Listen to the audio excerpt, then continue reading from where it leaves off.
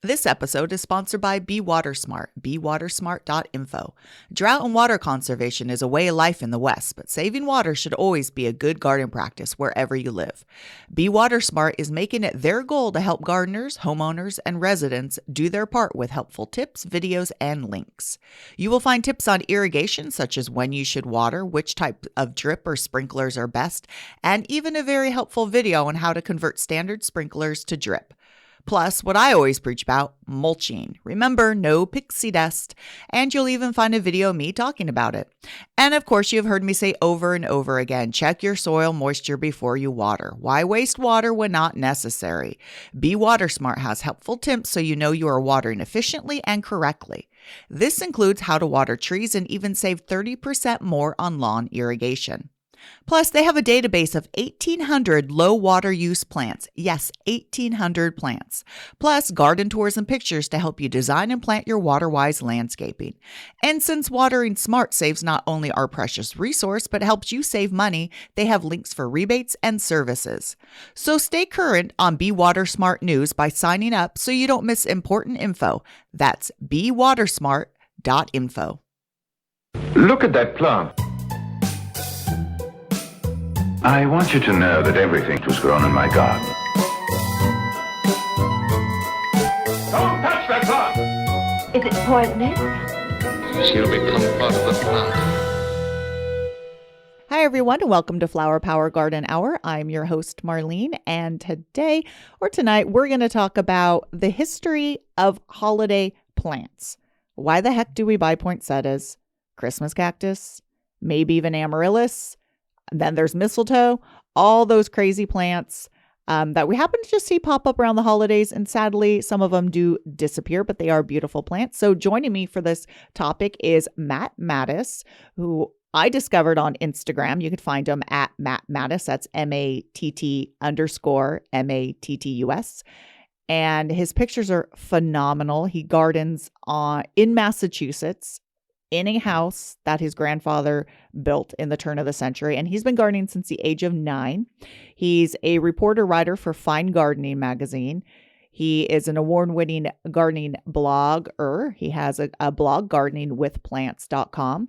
He's been featured in Martha Stewart Living, House and Garden, and Better Homes and Gardens. He serves on the board of many garden societies and lectures on numerous topics, including South African bulbs, and what I'm really jealous of, high elevation alpines. And he's an author of 2 books, Mastering the Art of Flower Gardening and Mastering the Art of Vegetable Gardening. And I have the Mastering of Art of Flower Gardening. I want to buy the vegetable one. And let me tell you, it's inspirational and it's educational, which makes a perfect gardening book combination in my opinion, because you need the substance. You can't just all be beautiful pictures. And I'm just going to point out one thing I absolutely love about in your bio on your blog. You put 2 things down that are my pet peeves that you showed are your pet peeves. You can't solve everything with Epsom salts and eggshells. I love that. Well, thanks, Marlene. I mean, you're right. You know what the funny thing is, though, is just yesterday I had to give a talk on the same topic to the Pennsylvania Horticultural Society. And I had to actually recommend Epsom salts for Christmas cactus. Oh, yeah. Magnesium deficiency, Probably the right? only thing. Right. It's just about the only thing I would ever use them on, at least here. Yeah, the only time I've recommended it a few times, less than a handful, would be on citrus, where I'm eyeing it and I'm like, that really does look like magnesium deficiency. Really does. Right. You know, it's just the leaves yellowing. But other than that, don't use it. It's not a cure-all. Just like, eggshells are just going to cure everything. It's just, yeah. So those 2 things, it's funny because those are, I think a lot of gardeners, longtime gardeners, those that are pet peeves because you see them on the internet everywhere. It's a good lesson. Yeah. It's a good lesson for everyone. Yeah. There you go. To question pet peeves and home remedies. Yeah. I mean, some of them work, of course, but of course. And I like to find out what the science is behind it. But when you just throw out this information with no science and you just tell people it's going to work, and then they say, okay, because I read it on the internet, it's going to work. That doesn't fly for me. So you're out in Massachusetts. Do you have? I am. What zone are you? I'm zone 5B. Although I think we're right on the border of 5B and 6A now with the new map that's been adjusted. So what is your low? What does that mean? -5 Fahrenheit would Ooh. be the, I know, right? Are you there? That was an involuntary ew. I didn't even mean to have that, but yeah, that just came out being a California girl who, is really, if it gets only down to the upper 20s every once in a while here, nighttime temperatures. And so, That, I'm sorry, well, that's not the average low. That's the lowest yeah, it goes. yeah, exactly. Right. Yeah. So I would say in the winter, it's probably in January about 10 degrees. But we can get a 70-degree day, and recently, it was 65 here today, and it's supposed to be maybe 20 tomorrow. So that's not good for plants either. That sort of extreme range. No, and you are actually warmer than us. Do you see? That is so bizarre. Wow. So your Yeah, it's house, unusual. you garden on how big is the land? It's about 2 acres. It's a residential neighborhood, but we have forest behind us, so it feels really private when people come on the property. And it looks really private too from your pictures. And the house your grandfather built, he came from Lithuania. Is that correct? Correct. Yeah, both my grandparents came from Lithuania.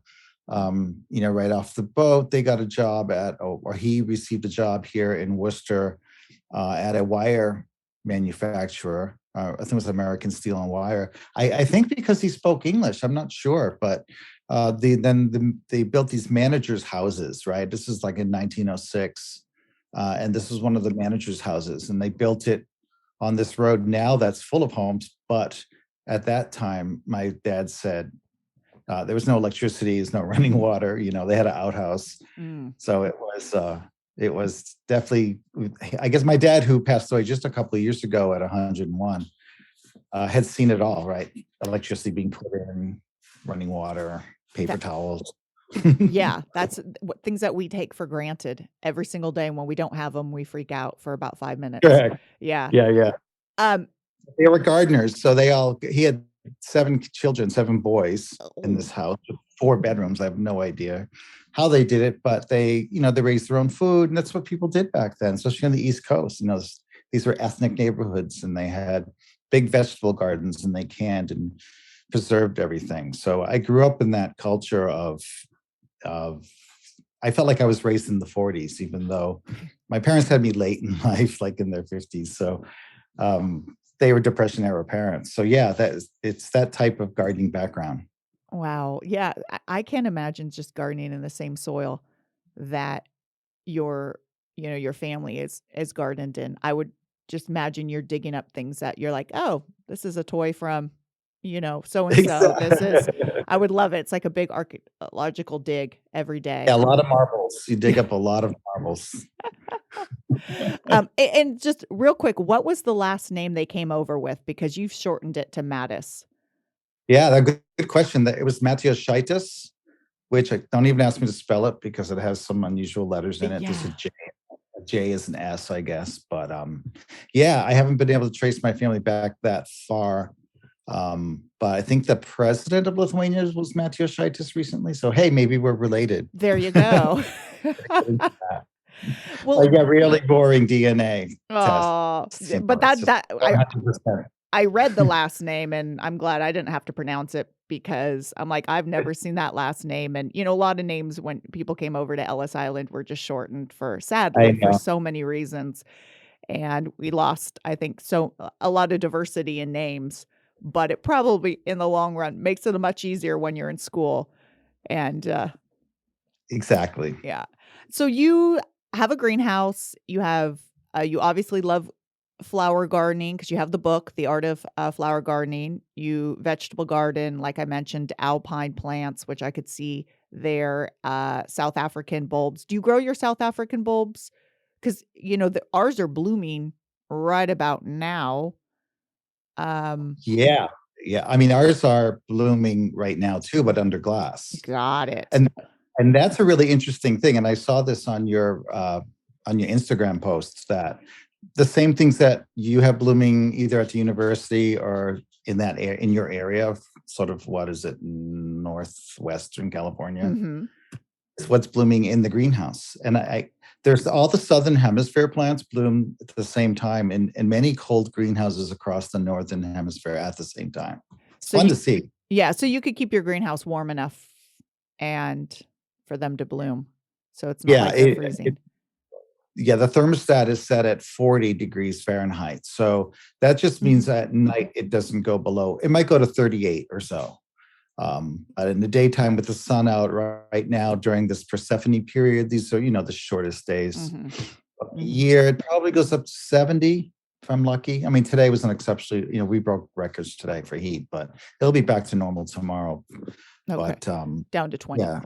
during the day. Yeah. Or lower, yeah. Yeah. No, greenhouses really help a lot. Here, I always try to tell people that a greenhouse may not be the best thing because in the summer, it's just too hot with our 100, 105, 110 degree days. You can't cool it when it's small. And then in the winter, you could grow so many things outside, even in the winter. Yeah, there's the marginal stuff, but then you'd have to heat the greenhouse because they're usually very tropical things. And most greenhouses still aren't going to stay warm enough. So, back east, I could see a greenhouse as a must. Here, unless you are going to have a big one set up like a conservatory, it's sometimes very iffy to have one. So it's a must here. I should add with South African bulbs, it's a must here in the summer because we have wet and humid summers that are very hot. Also, it could be 110. So, South African bulbs, they want to bake and dry in the summer. Many of them would be hardy here if we didn't have that wet, humid summer. Yeah, I always forget people get rain in the summer. Not the cold. If we had the rainiest summer in history this year, which I shouldn't say to anyone from California. No, we had 24 inches in July. I think we haven't had 24 inches in 2 years. I think are up to it's horrible. We've had more rain this year total than we did all of last year. So we're very excited because maybe we'll have, quote, a semi-normal year. But last year it was horrific. Absolutely horrific. So let's get started on your holiday plant talk. How did you come about developing this talk? Well, it's funny. I'm a plant geek like you are. And all my talks are on, trips to Yunnan or to the Himalayas or, alpine plants or South African bulbs, but I'm a designer. I was a designer at Hasbro for 30 years. So that's right. I always gave trend presentations like here's what's happening in Asia, in Japan and Tokyo. And I loved sort of, deep diving into where trends start and how they evolve or how we revisit them with design. And I applied that to plants. So when I was writing my blog, Growing with Plants, which I don't post to that much anymore, maybe once a month or so, but there was a while I was posting almost every day. I was looking for research ideas, and I kept coming across, 19th century books or illustrations that showed plants or feature films that from the early 20th century, and I'm looking at plants or mistakes, right? We always love to pick out those geeky plant errors, like why are there blue daisies in that field? Right? Yeah, and exactly. these are things I would write about that only like 10 of us really care about. But the history of holiday plants it just sort of naturally happened. Only because I have an interest in plants, and I think anyone that has an interest in plants would be looking for something different every year to do, or wonder, what did they have before poinsettias came onto the scene. And that's how it started. So I think it kind of started with lily of the valley and scented violets in sort of early 19th century forcing plants, right? Because if you think about it, before there was air travel, and even maybe before train travel, before trains were reaching across the country, it was about the local florist and what they could grow. And of course, I go way back, and I don't get into this now, but the Druids are bringing in greens from the forests, and you go right back to pagan times when I think any of us can research that, and we know where sort of Christmas trees came from, or where why holly and mistletoe came onto the scene. That part's really historical, but I really sort of deep dove into the 19th century and try to understand why or what did someone, when we really were celebrating, let's say the Christian holidays, right? So Christmas or New Year's, and what did Lincoln have? What did, those are the kind of things I liked discovering. And it was fascinating because they all had greenhouses back then. At least every village or town had a greenhouse, and mostly on the East Coast. But it started by digging up plants and forcing them, or digging them up and keeping them in cold frames like violets. So lily of the valley were dug and forced. The pips were forced for cut flowers really year round. They were kept chilled in ice houses, and you could always bring them into bloom quickly if they were above 70 degrees. So that was really a Valentine's February flower, but also the first ones coming in were right at Christmas. And the way you prove this is you just look at 19th century Christmas cards. So if you just go onto eBay or any antique reselling site and just do 19th century holiday cards, it could be New Year's cards, it could be Valentine's cards, you'll see the plant material that was used, and it's interesting, right? It's always like snowdrops and lily of the valley that spell out the year 1908 for a happy new year. That makes, that's true. Because I right? love antiques, and I'm always looking at, old postcards, and it's true. You don't, and for people who don't know what lily of the valley is, it's a bulb with a little white flower, very fragrant. And so they would just dig the bulbs up from outside when they were dormant and like force them, like what we do with amaryllis now by bringing them inside. Right. Is they would dig up the roots, and it has sort of a dormant spike on the root, and you would force them. And they winter over, you see. But they also had, the earliest greenhouses in North America really around the turn of the 18th century.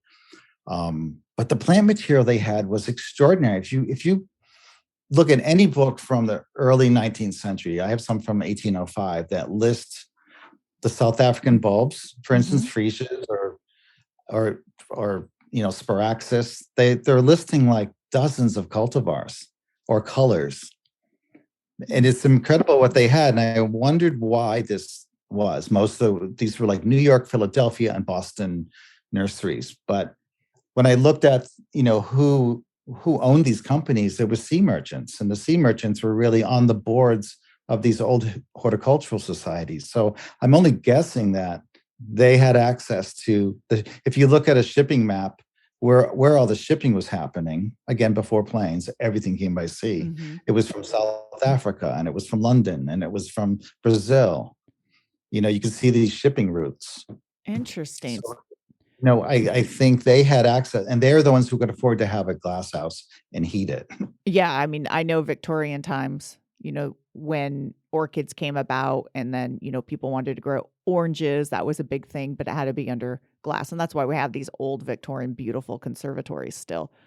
And things like nasturtiums were popular at the holidays because, and even at the Isabella Stewart Garden Museum in Boston, they still forced nasturtiums in the winter. So you'll see these on old holiday cards. You'll see camellias. You'll see camellias you have to grow in a glass house because they're not hardy.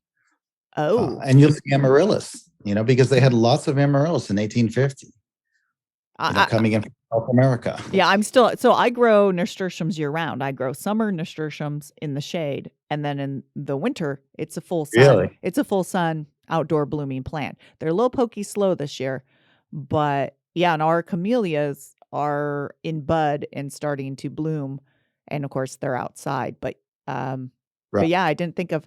Now I'm like wanting to go look at all these books and to see exactly what they repeat the same plant material because it was coming in from. A lot of it would go to the UK first and then come here, but some of it came here and then went to the UK, to Kew, where they were still experimenting, like the poinsettia, for existence, right? Collected in Mexico and then brought to Kew, and they grew it.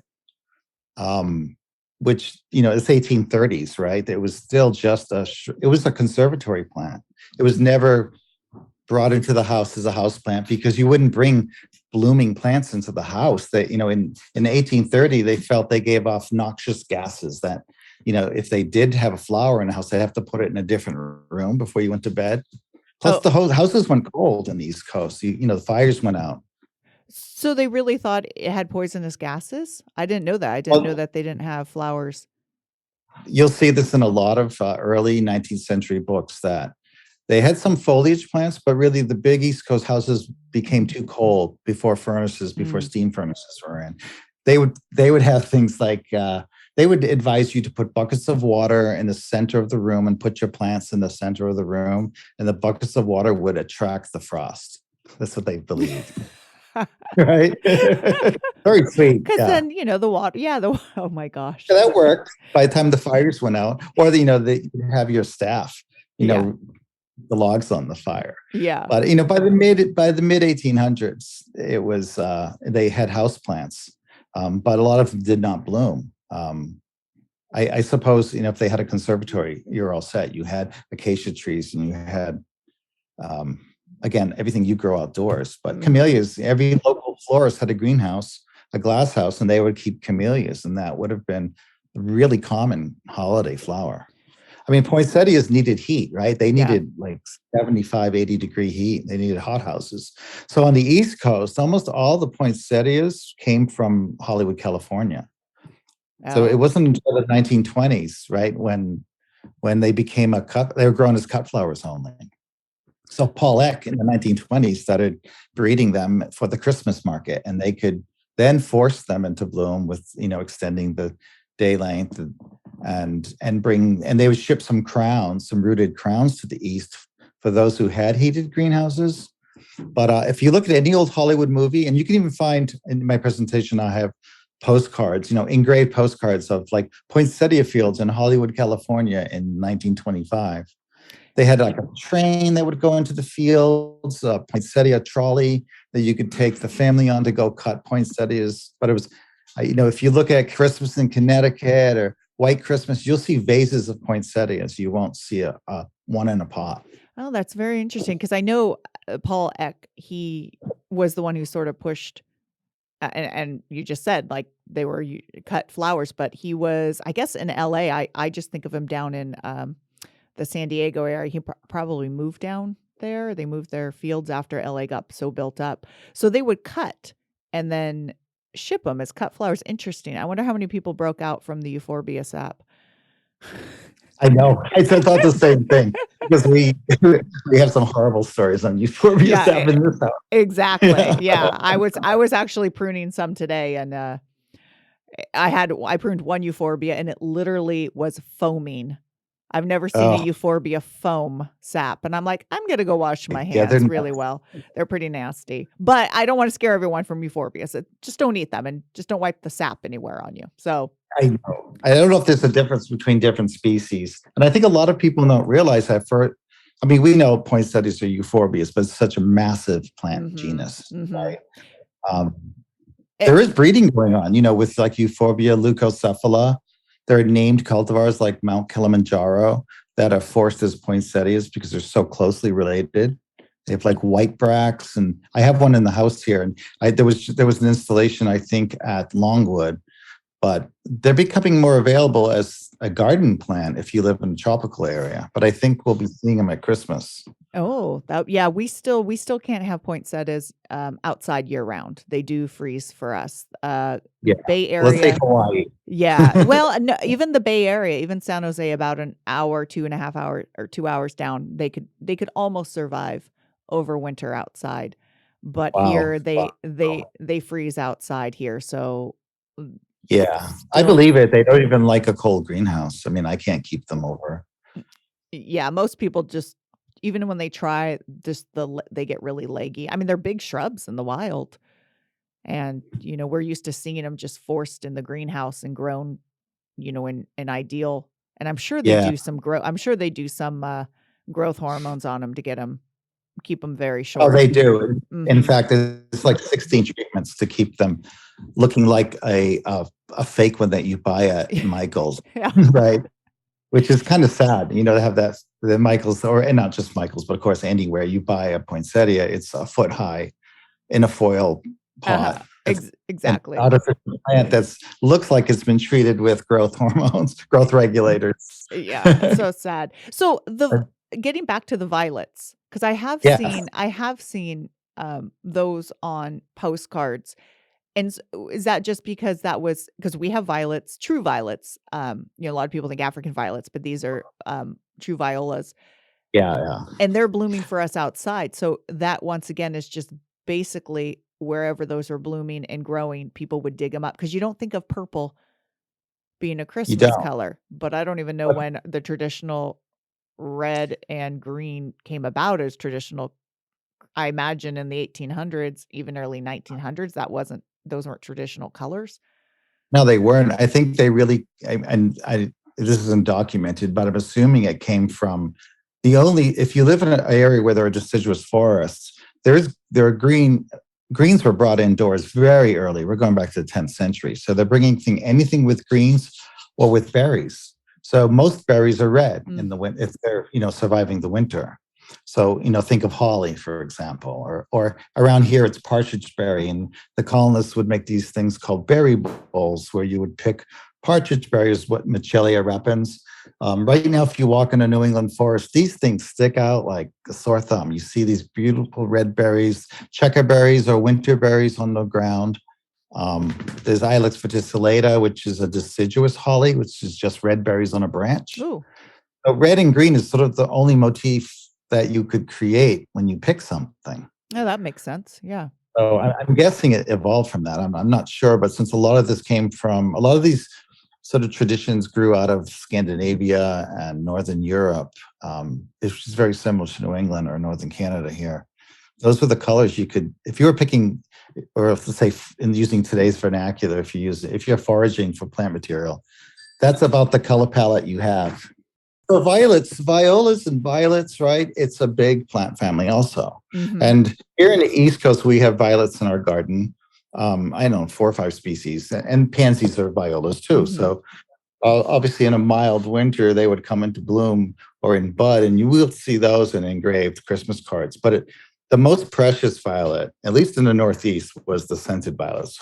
So Viola odorata, the Parma violets, the double ones, and there are white ones. Yeah, But these are just becoming into bloom around Christmas. So you will see them on Christmas cards, but I'm not convinced they were using these Christmas cards as Christmas cards all the time. So I worked for Hasbro for 30 years, and Hasbro owned Milton Bradley Company, and Milton Bradley began as an engraver in the mid 1800s.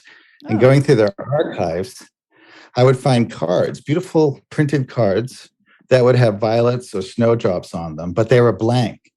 So then you can find some that said Happy Birthday printed on top of it, or Happy New Year, or Merry Christmas. So I think they were repurposing some. Got it. But again, those were popular winter flowers, though, because everything was local back then, right? Everything was local or came from, the local florist or maybe 20, 30, 50 miles away, like violets would be grown in upstate New York was the big area in the Northeast where they grew violets. Yeah. I mean, we forget about, where we say, oh, shop local, buy local. But it's true. Yes. We have the option of not doing that. But back then, you wouldn't even think about going and getting a plant that was shipped from somewhere unless you had a lot of money.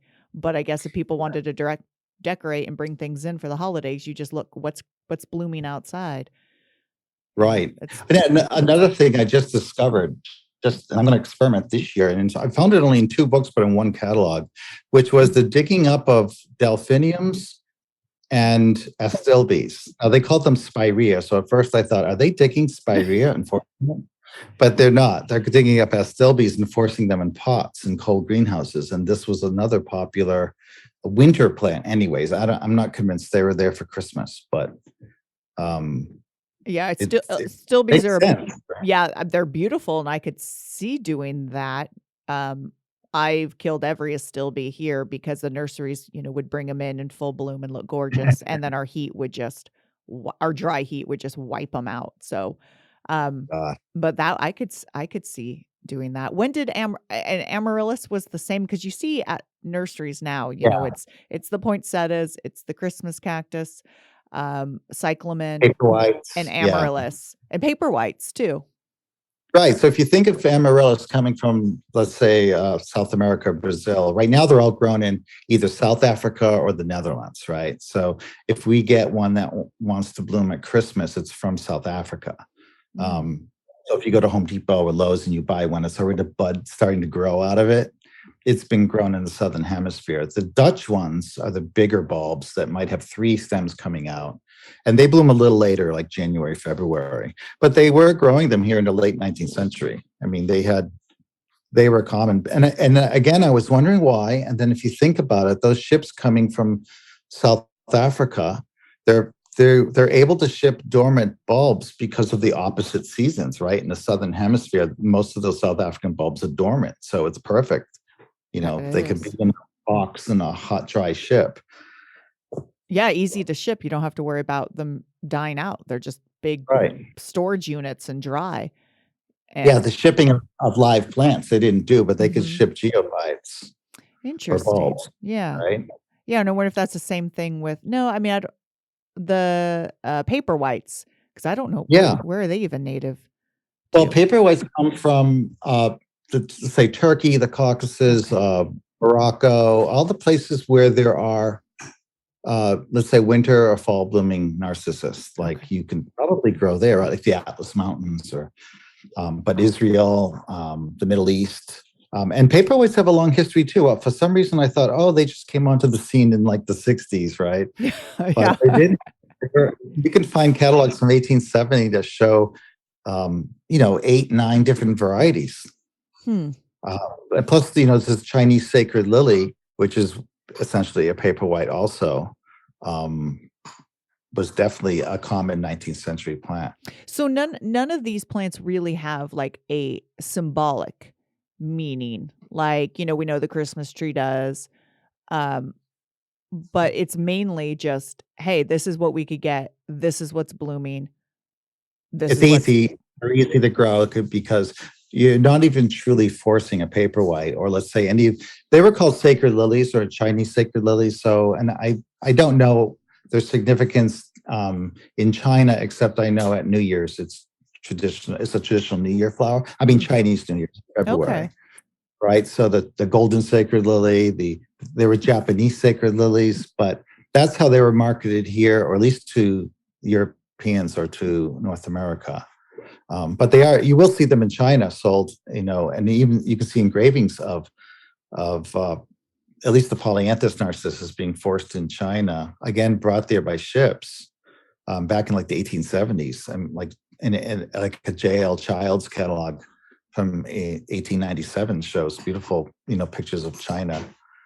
So that probably there has more symbolism than Yeah, for and I think us. it goes. And I think it goes further back. I'd have to research that more. Maybe someone knows out there how far it goes back, because it wouldn't surprise me if traveling from the Mediterranean to China, that the paperwhite happened just as early as, let's say, lettuce. Right? I mean, romaine lettuce left Italy or the Roman area very early in like the year 400, I think, and moved to China, where it became stem lettuce, which is like Celtis. So, there was trade going on through Europe into China. So it's such an important plant to Chinese New Year. And also the Chinese were the first to grow potted plants, whether it's a Cymbidium orchid or, this is long before the Japanese were doing bonsai even. Wow. The Chinese were Okay. the first to cultivate potted plants. Europe didn't start cultivating potted plants until, the 1500s with Primula auricula, when they were brought out of the Alps. Was And that the that's where first one? Okay. yeah, that's where the word florist came from. You were called the florist if you collected these Alpine primroses and grew them in pots, because they could handle the sooty air from the coal and everything in London. Those are beautiful. I wish I could grow those. When I see pictures of those primulas, it makes me all of a sudden want to be a primula grower. Oh, they're just I know, right? gorgeous. They're even hard here. Are they really? Okay. I think. Where are they not hard to grow then, if you can't grow them in a complete like alpine area? Well, Alaska, they grow very well. There you go. Yeah, and even I mean they can handle very cold temperatures, but just like other plants, it's about moisture. Exactly. I was Yeah, gonna say it's that insulation and that dry cold once they and that get. thaw Yeah. refreeze we don't like here. Like if people in Alaska they say they can grow them because once they freeze, they stay frozen. They could probably go to 20 below zero and they'll be Mm. fine. It's that here in New England, it could, but the ocean's nearby. We can get a thaw in January, and then it becomes cold again, and that's what they don't like. Yeah. Yeah, that unfortunately moisture wreaks havoc on a lot of things. Oh, down out here it's certain, succulents they could take the cold, but as soon as you get that wet at the wrong time, they'll rot Right. out. So, yeah, that's why gardening is fun because that's all those little challenges. Yeah. So then after the amaryllis and the paper whites, um, you know, it seems like then for a while, I'm just picturing like in the 20s, 30s, and I'm picturing all these, people drinking their cocktails in the 60s and 50s, and Yeah. was it just poinsettia? Because it seemed like then maybe the violets and the paper whites sort of went away, and it just or did they just move into fake because plastic became a thing and everyone had fake gaudy stuff in like the 40s and 50s and 60s? That's Yeah. Well, I don't really cover the mid 20th century because okay. I think paperweights came back in the 70s when houseplant movement started again. Mm, But I think you're right. I think during the 40s and 50s, at least post-war, I mean, there were houseplants and definitely the Christmas cactus was there strong, okay. right? So the jungle cactus, if you will. But I Mhm. think at that point, that's when commercial horticulture was really taking off in North America, and you had potted plants you could buy, and that's when you could get a cyclamen, or cyclamen in Europe were always forced into bloom just like any other perennial or woodland plant because that's where they grow, right Mhm. around the Mediterranean area. But I think, and hellebores too, and hellebores go way back, like to like early Christianity, the Christmas rose, the Lenten rose, but never became popular here in America until almost recently, in the 1990s. Yeah, when they started, I think, hybridizing and Yeah, because they're mainly just sort of greenish, and now you see a lot of these hybrids, and they're pretty showy. I mean, you have doubles they and are. purples and not But cheap plants though. They're not cheap. not at all. But I mean, if you look, there's paintings by Claude Monet. There's one called The Bowl of Christmas Roses from 1883 that, is all white hellebores in a bowl. Mm. The famous garden writer Thalassa Crusoe, romanced about her childhood, and her mother would only have white anemones and white Christmas roses, which were hellebores on the table. Because that's especially in the UK and the Netherlands and northern and sort of middle Europe, Germany, Switzerland. That's where they grow. You're on a train going through Germany. That's all you see in the woods, right? Or in the winter are hellebores in bloom. Is that right? That would be beautiful. Here, when you see a plant, it doesn't seem like there's enough flowers on it to even think Yeah, about cutting them. They're sort of I know, sparse right? here. I mean, they're beautiful plants. They bloom. They surprisingly take pretty good drought in the shade here. But when you said bowls of just white hellebores, it seems like there's like maybe 4 flowers on each plant. So I can't imagine how many you would need. But I guess if there are fields of them just blooming, that would be gorgeous. Well, Um, yeah, they grow into trees, so they grow in deciduous mhm. forests. So, and even here now, more and more gardeners are. It's a very common garden plant, actually. But the one that blooms at Christmas is Helleborus Orientalis, which is Mhm. marginally hardy here, and Okay. you can buy these like at a Trader Joe's or a supermarket even as a Christmas plant. But there's a few very old, like these old conservatory plants that are showing up again, like Clematis nepalensis, or there are maybe 10 evergreen clematis that bloom in the winter. Hmm. And so the horticulture industry has introduced a few like Clematis serosa. There are named varieties like Jingle Bells, that you'll see sometimes at, a really good garden center. I haven't seen You those yet. I got probably to keep grow my 'em eye out outdoors. for them. Yeah, and then Buddleia asiatica is a very old Buddleia or butterfly bush that there's a company here called Logis. I don't know if you know of Logis, the rare plants Oh in yeah, Connecticut. Byron's Byron's been out to the conservatory twice. Oh, there you go. Yeah. Yeah, so Byron's mother, was it Joy Logie Martin, told me once. I used to go there when I was a little kid. I So imagine, yeah. yeah, I remember her yelling at me because I bounced a check when I was like 15 years old. She called my mother up. I was buying a yellow clivia. Uh-oh, a yellow one. We all know how expensive those ones are Yeah. compared to the. I think if that's what the parents were most concerned about is your son bouncing a check at a nursery. Yeah, They didn't have too probably much that to was be the worried problem, about. yeah. Had to have it. But they started her father started logies in the mid 18th century and 19th century to grow flowers for the New York flower market, really. And they grew Buddleia asiatica. They had the biggest old cold greenhouse there still standing, but they still have Buddleia asiatica there. And I have some in my greenhouse growing in the ground. But it's a beautiful white, fragrant Buddleia that blooms right now. I got to look this up. I don't know about that. I've never Yeah, seen because I that here. would think you could grow it. Yeah. And I pick it for Christmas for our table. It's just a beautiful, it probably would look like nothing if it bloomed in summer, but in the winter, it's a fabulous plant. It's a shrub. I mean, it's like a size of a Buddleia. It's like 6 feet tall. Yeah, no, But, I'm going to have to look that up and try to figure out why maybe we don't grow it. I don't know if it's, once again, the dry, heat just, I don't know. Have to look that up. It just could be. Yeah, I don't know. Like, it maybe doesn't want the dry. Yeah. But I mean, other Buddleias take, but yeah, I'll have to look it up. I know that you post a lot on recently cyclamens, and I hate when people buy cyclamens and they treat them like annuals. And there's some beautiful cyclamens out there. Oh, there are. Yeah. So the one we buy is a florist plant, or is a potted plant if you buy it not from a collector, let's say. It's Cyclamen Persicum. So those are all hybrids of Cyclamen Persicum. So from Persia, they're all from the Middle East or up to the Caucasus and again through the Mediterranean. That's where most, if not all, I think there's like around 30 species of cyclamen.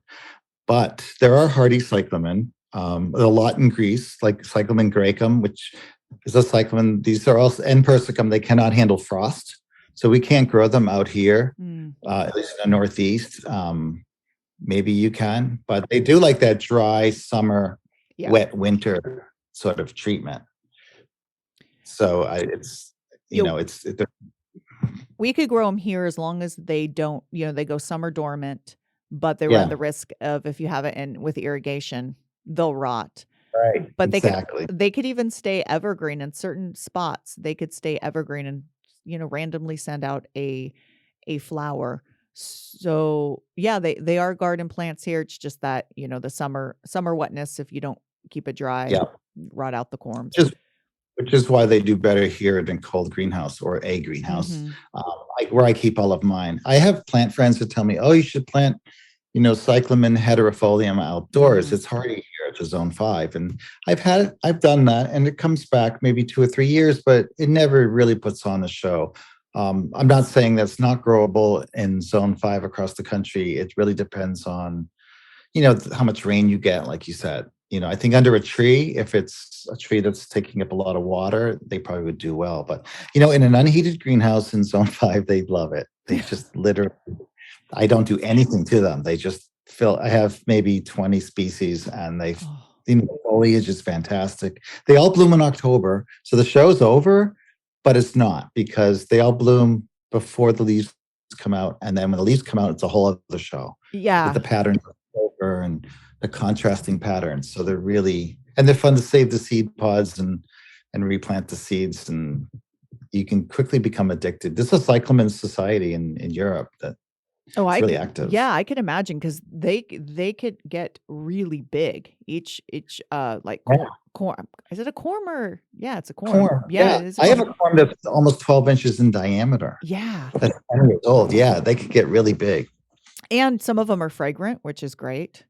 Yeah, they smell like nutmeg. It's amazing. But yeah, I don't think people are aware, because nurseries are getting a little bit better, I guess, or I should say the growers are getting a little bit better, because you are seeing ones, sold with more of the silver smaller leaves versus just, Yeah. the large florist, like you're saying, the florist one. So I think people are at least being introduced to some of them, but there's so many beautiful species out there. And I mean, I think people should grow them besides Yeah, just not at all the of them. holidays.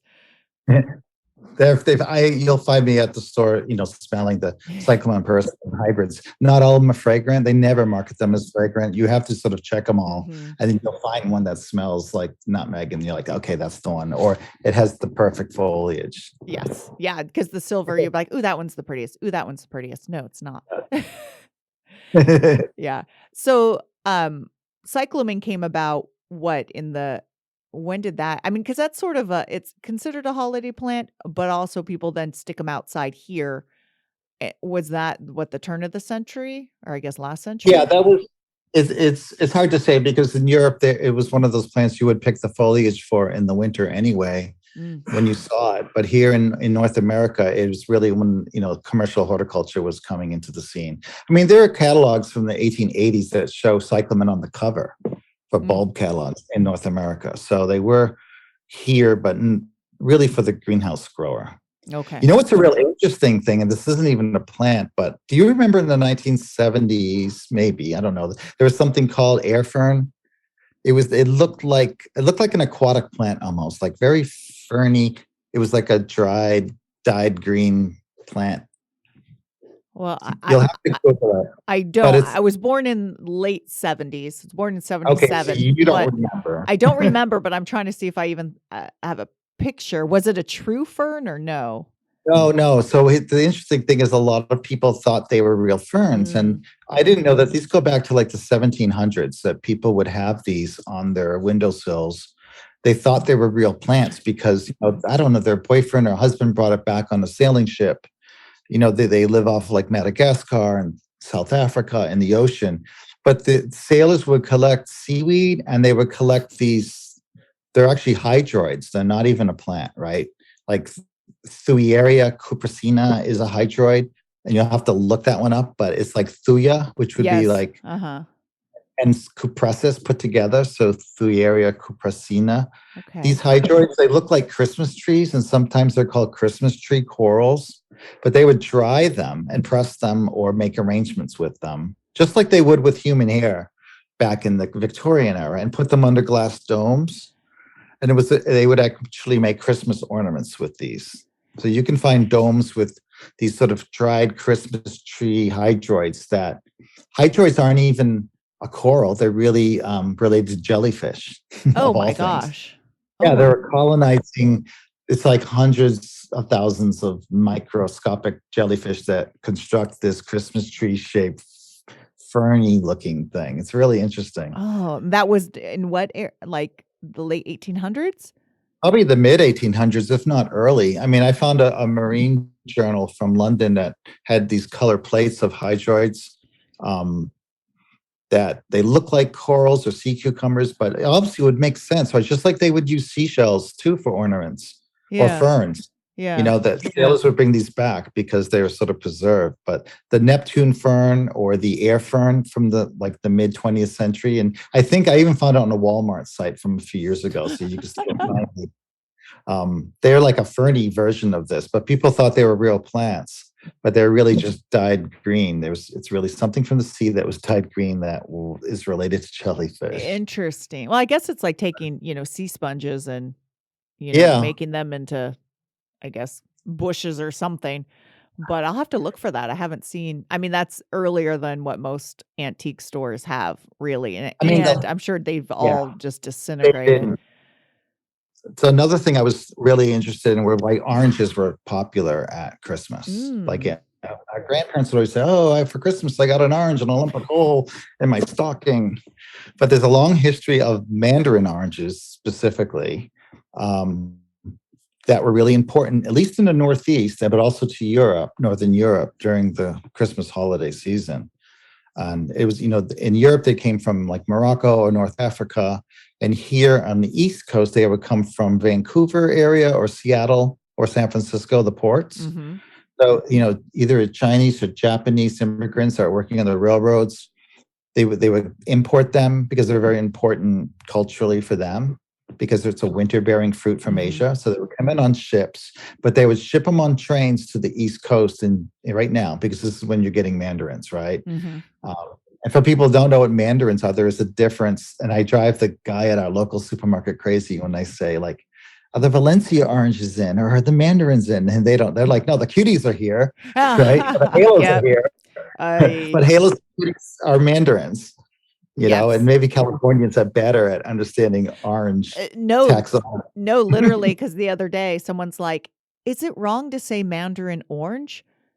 Because people I say know, Mandarin right? orange, and I'm like, "Well, yeah, it's a mandarin. It's not an orange." We're an Right. hour away from the Mandarin. They call it the Mandarin Trail. So we have a Oh, big mandarin growing area about an that's hour from great. us. So So mandarins are like, clementines and I don't know, miniolas or Satsuma. candelas.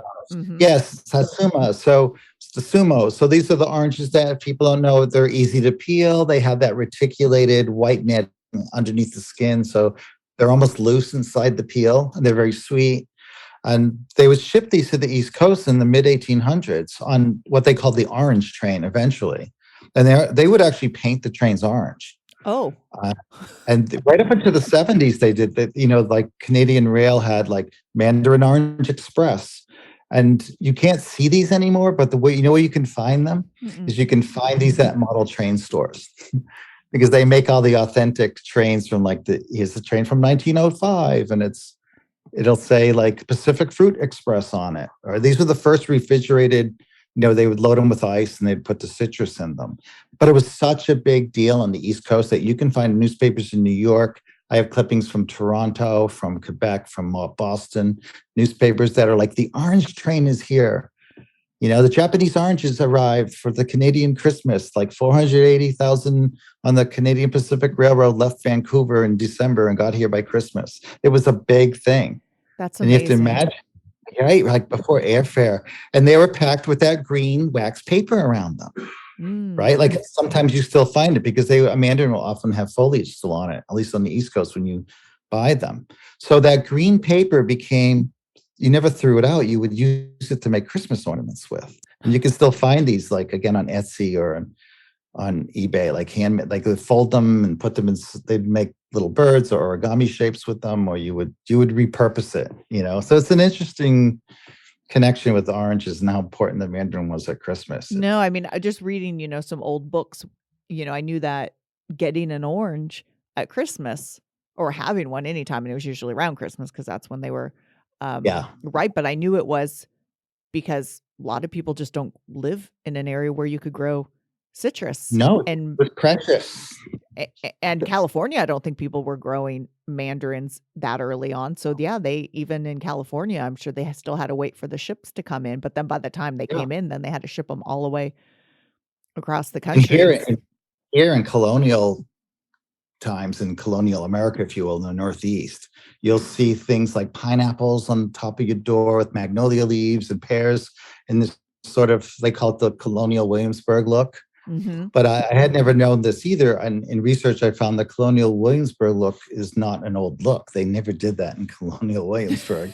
You would never waste a pineapple. The first greenhouses were built for pineapples in the Northeast. Yeah.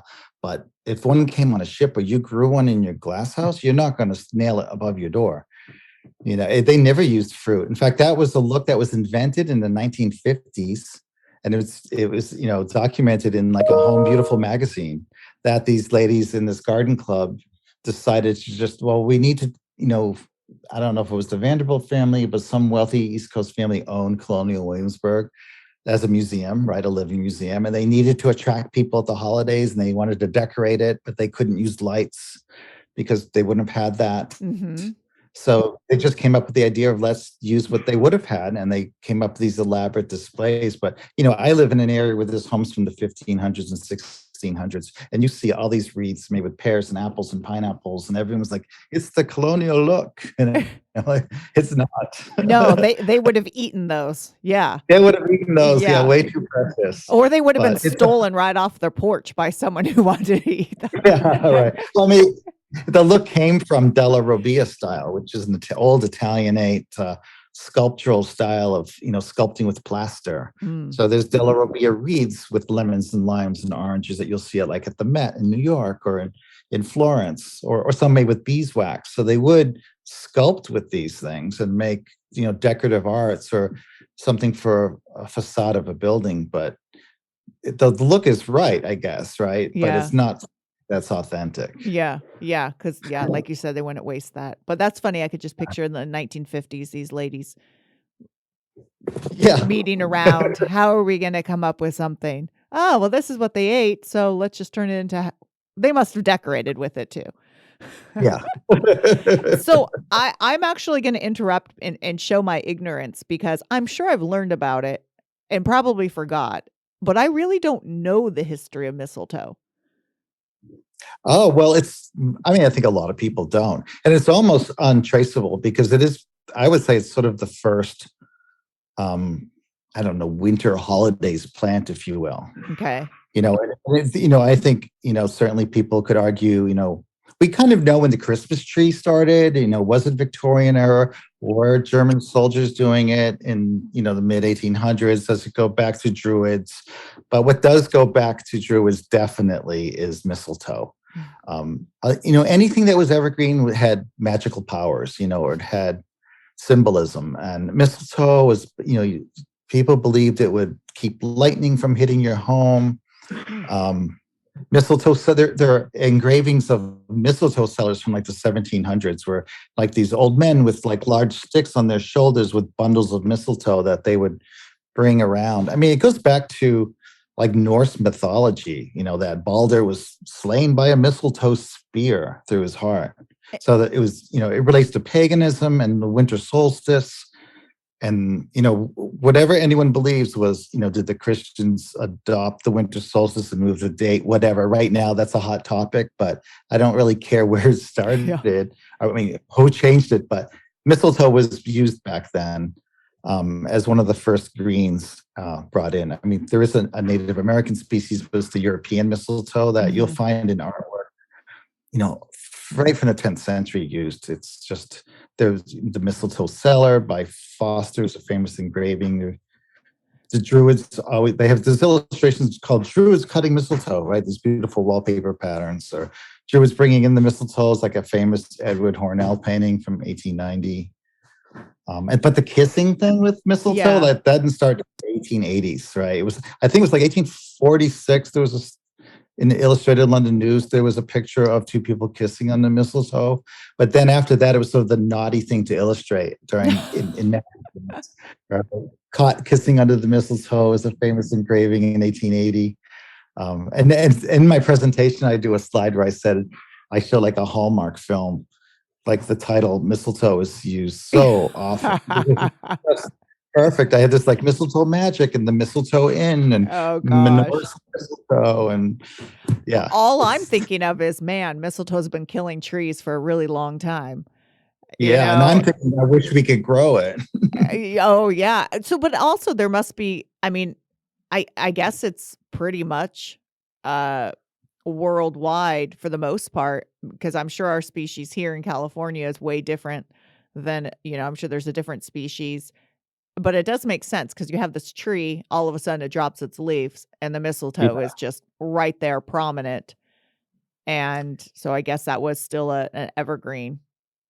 Yeah, it was shipped to the Northeast flower markets, in the mid 1800s from Kentucky and Tennessee. It doesn't grow up here in the Northeast, but I think because people saw it in Dickens, you see it we think of Dickinsonian Christmas with holly in the windows and all that. But colonial England, colonial America didn't really use any of this stuff. I mean, they might put holly in every pane of the glass to keep lightning out of the house, but Christmas was a drinking holiday. It wasn't for kids. Yeah. So holly to keep lightning out? Yeah, you'll find it really old engravings from the 1600s of outside Boston of bar rooms with a sprig of holly in every little pane of glass. Oh. And that was sort of the first here. And we didn't celebrate Christmas here in New England because the Puritans sort of rejected it. It was, so it's, that came later, really all in the mid 1900s. Okay. But they really thought holly was No lightning. We put holly in the corners. Yeah, lightning was. I mean, holly was just like mistletoe. I think there's magic applied or to any plant that was still holding its leaves through the winter. Maybe. Okay. I don't know. Got it. I guess maybe being in California, I'm like, it's not that special, plants holding their leaves. But then again, I'm And in you the don't get West a lot of Coast light. and we don't get that. Yeah, that's true. That's true. So it works. Yeah, there you go. That's how Epsom salts and eggshells get. It must just be. Exactly right. We have to start our own myth. Yeah, yeah. You posted today on forcing, going back to the paper whites forcing. Yeah. Can you go through your process of forcing? Because I think some people are still, not sure, confused, or they've never done it before.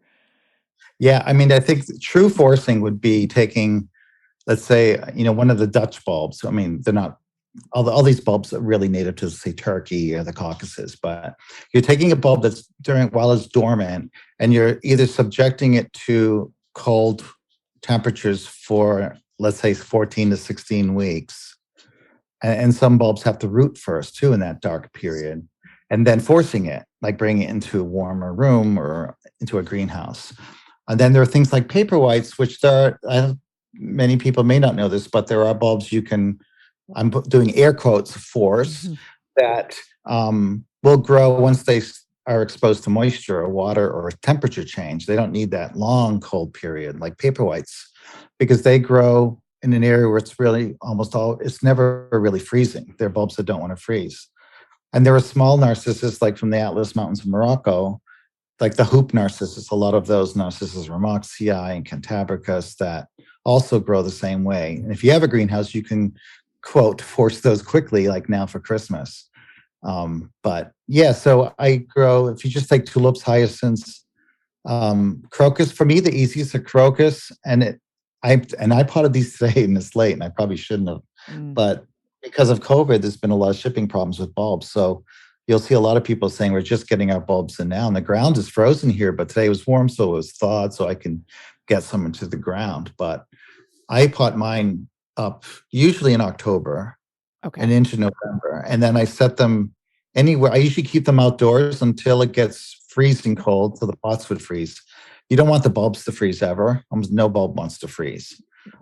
So you could either bury them in the ground or put them in like a beer cooler outside on your deck, or on a porch that doesn't freeze, or a garage that doesn't freeze or get too warm. They really want to be below 40 degrees for like at least 10 weeks, ideally 14 to 16 weeks. Some people put them in a refrigerator, like an extra refrigerator, but you have to be careful you don't have anything that emits like an ethylene gas, like apples or fruit in there. But there are people who do that. I don't know how you force where you are. I mean, you can buy bulbs that are pre-chilled, of course. I mean, yeah, I had chilled that came today. Yeah, it's hard to unless you buy from, like most nurseries, they're not going to say if they've been chilled or not. So I always tell people to chill them. And really, it's only our tulips that we need to chill, and we do have to do it in the fridge because it doesn't get that cold that early for us. So it's the same thing as when people like freezer. I'm like, no. You're just going to end up with mush. It's got to be in the fridge. Yeah. So across the country right now, I think it's not too late for some bulbs, like the smaller crocus, like the species crocus, are easier to force in a short time. And I'll buy them now on sale when they go on sale at the hardware stores, like any of the iris, the bulbous iris, like my mind's going like the Dutch iris or the like iris. the smaller ones with bulbs. Let's say not the Dutch ones, but the like reticulata or any of those. You can definitely pot those now and keep them cool. And I'll start in mid-January or late January forcing them. Okay. And if you do have lily of the valley in your garden, and much of us in Zone 5 do, you can, and the ground is still soft, take a shovel and cut up a pad and put it in a flat and keep it outside until you want to force it. And you should start this around late January, but they want to force warm, like they have to be above 70 to force, but they are very easy to force that way. Okay. So that would definitely be a greenhouse if you're trying to do that in, or I guess. No, you could do it in the house. In the house. Yeah. Okay. Yeah. You can wash the dirt off and repot them if you want, but Yeah. I never think of that's forcing anything except for, um, the paper whites and hyacinths.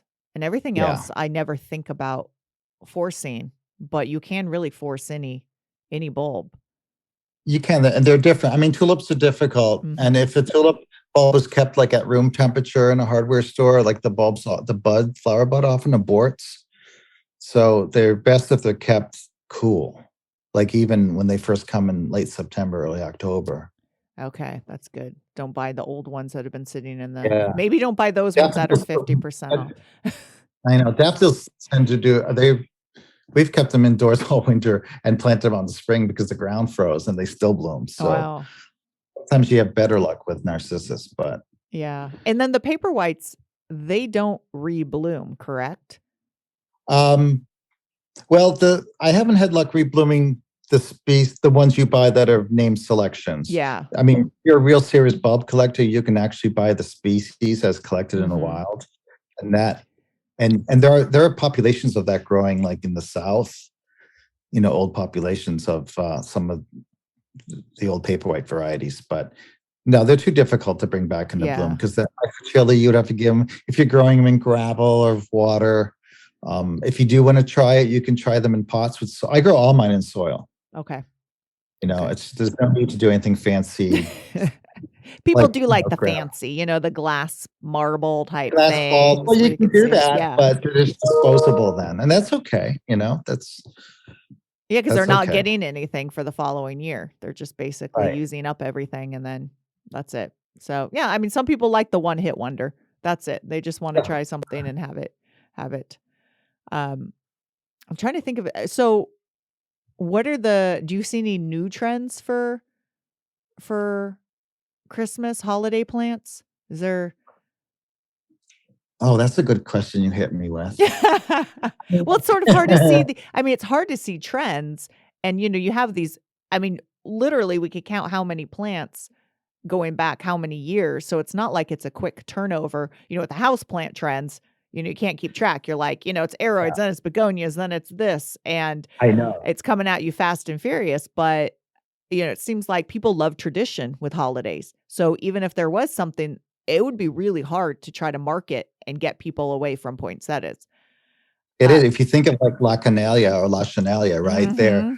that was a bulb when it came out with the African Beauty series a few years ago. They thought would take over like the winter bulb market and talk about a bulb that's easy to force. Yeah. But florists here in the East were dumping out hundreds of pots because no one would buy it. Yeah. Yeah, I know a nursery out here who got into the South African bulb and she stopped. And I think it's one of those where and we grow them at the conservatory and now we're just growing them for ourselves and not, we have sales periodically, but unless they're in peak bloom, they don't look great.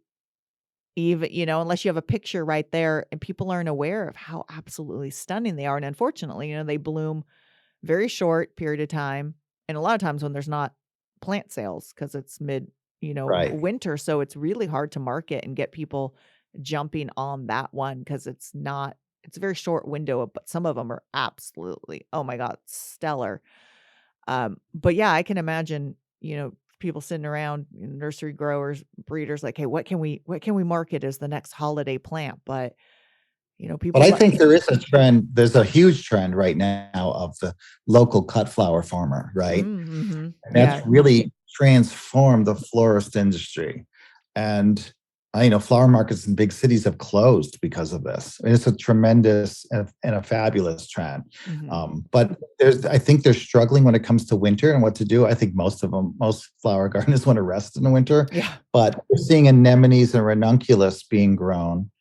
And depending on what zone you're in, I mean, my first job was at a florist where there was a 150-year-old greenhouse, and this was in the 80s or late 70s. And I went into one of the greenhouses, like a 100-foot long greenhouse, and it was all camellias and ranunculus and anemones growing in beds that had wow, been there for at least 50 years. wow, So I think, there are flower farms here in the Northeast, and I think across the country that are growing ranunculus and anemones. I don't know if they're getting them in bloom for Christmas yet, but they could. they could, And yeah, chrysanthemums cross over. Chrysanthemums and I'm talking like Japanese cut flower chrysanthemums, the big spider mums, the big football mums, right? But there are a lot of those were a Christmas flower. That was a conservatory flower up until 1910 or so. Mm-hmm. Did you Um, post the crazy? You grow the crazy chrysanthemums, I don't do, you? yeah. It was Oh a my Martha gosh, Stewart issue on Thanksgiving 2 years ago on our greenhouse full of forest mums. I mean, it's like 5 of us who grow them. They're not that big. they're But the s- flower farmers are do buying them now, and they're like, I can't even get plant material anymore because the flower farmers are buying them all oh from the yeah. ones we get them from. But that's good, and I think people maybe don't know what to buy. Also, I think trends for holiday, people are buying disposable plants Mm-hmm. too. They don't want to keep a plant all winter. Yeah, some people You know, some people it's the pressure's too much. They don't yeah, even want to try or like yeah, they just like the way it looks and that's it. Or yeah, they're giving it as a gift because that's a quick right. gift to you go into someone's house, bottle of wine, here's a poinsettia. Yep.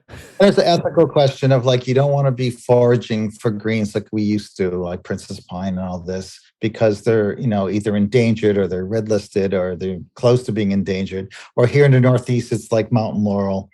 You still see these in cities, around the lampposts and all that, but you shouldn't be. It all used to be shipped up by train from, let's say, Pennsylvania, and but now you don't want to encourage a lot of foraging, at least of Mm-hmm. the winter evergreens. So they're grown on farms in Oregon and Washington.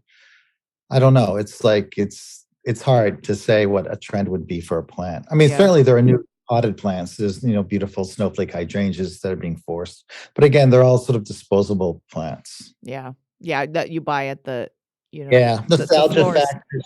Mm-hmm. You know, Yeah. Yeah, that's it. I think that's why it's so difficult because you are they're a dealing blue, with that. sparkly poinsettias you can get. What's weird is I Those was agaves that are painted. no, don't go Ugh. there. No. Go to a horticultural trade show and you'd be horrified. No, don't. That's awful. When I get questions, why is my blue aloe not blue anymore? And we're talking spray paint. I'm Right. like, because it's the paint's wearing off. No. Yeah. This year though, I did find when I went to I was doing a TV segment on poinsettia care.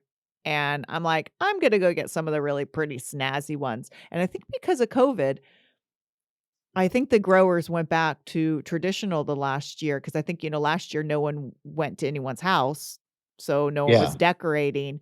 And then this year I could find maybe one pink one and maybe one white one. But I remember, previous years there were these plum purple ones and lots of just ones with splash and as gaudy as I thought they were, I do like them because 'cause I'm not a big red fan, um, but I couldn't find them. So I'm wondering if next year the trend will be back to it, and this year they were just more cautious about Yeah. it. So, unfortunately, that was a trend, which is maybe, not a trend we wanna see, which is, not as expanding on the breeding program, but I don't know, some people probably think that's sacrilege just having any color besides red, as your poinsettia. Right. Um, Right. Well, I think if you look at like hellebores coming back now, the mhm. Orientalis, Helleborus Mhm. Orientalis, the white ones, and that is a plant. At least in the area where you have cold winters, you can take that as a holiday plant and then plant it out if the ground is still thawed. Um, but I don't know. I think trends they change so quickly, and there's something about the tackiness sometimes of Christmas that people like. The glitz, the glamour, the Yeah. nostalgia, all those layer in, and it's different for everyone. Yeah. Yeah. Well, this has been really interesting. Yeah, I mean, I don't even think people know poinsettias or anything. They just, this is what we do at Christmas time, man. And I had no idea when I saw your topic. I'm like, I know nothing about this. So I thought it would be an interesting topic, and I would love to have you back and talk more um, about South African bulbs and alpines and maybe even vegetable gardening with your vegetable gardening book.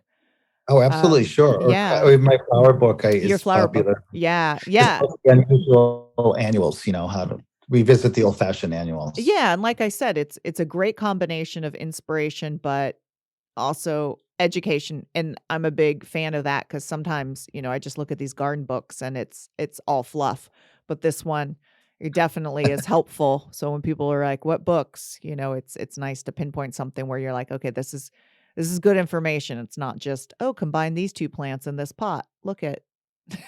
So, which is fine. Not Yeah, knocking that's that, fine. that's Not fine. judging. But yeah, and it would be interesting to hear about when you mentioned how you were going through the archives at Hasbro and that I was like, ooh, old stuff. But we'll save that for another time.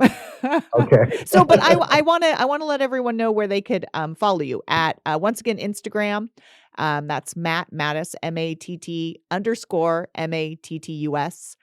And then your books, Mastering the Art of Flower Gardening, Mastering the Art of Vegetable Gardening. Where's the easiest or the best place to buy those? Amazon, local bookstore, probably even. Okay. They're everywhere. Okay. Yeah. And then your blog, which you update once a month, but it still has good information and you're still updating it once a month, which is growingwithplants.com. And what's next for you? What's on the horizon? Do you have any big articles coming I am out, working. talks or books? A lot of talks, but I'm mostly here in the East Coast right now. But Mhm. yeah, no, I'm working on a book idea that. Okay. You don't I'll have say to what tell it us. Yeah, I was gonna say you don't have to tell us. We'll just look forward to it. So, but yeah, thanks for joining me. This was, I think this was very educational, but also fun. And anytime you combine history with plants. So everyone, until next time, happy gardening. Thanks, Marlene. Bye, everyone.